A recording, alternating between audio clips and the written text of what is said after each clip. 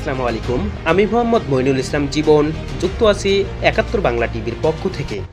আজকে বাংলা একাডেমিতে অনুষ্ঠিত হলো জুলাই স্মৃতি বইমেলা। বইমেলায় লোক সমাগম তেমন না হলেও আমরা বিভিন্ন স্টল দেখতে পারি। স্টল দিয়ে বইমেলা পরিপূর্ণ করা হয়েছে, কিন্তু কষ্টের বিষয় হচ্ছে এখানে কোনো দর্শক আসেনি। দর্শক না আসায় স্টলের মালিকরা কেউ দোকানের ভিতর বসে ঘুমাচ্ছে, আবার কেউ লুডো খেলতেছে, দোকানের উপর বসে স্টলের উপর বসে লুডো খেলতেছে।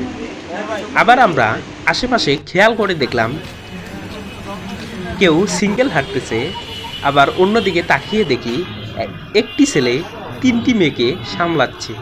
এগুলো বই মেলা নাকি অন্য কিছু, পাবলিক জানতে চাচ্ছে। এই যে ভাইয়া, এই যে ভাইয়া, এ ভাইয়া।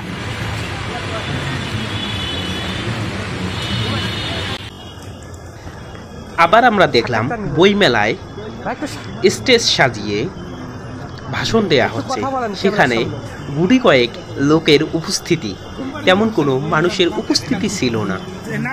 এটাই হচ্ছে বাংলাদেশের বইমেলার অবস্থা।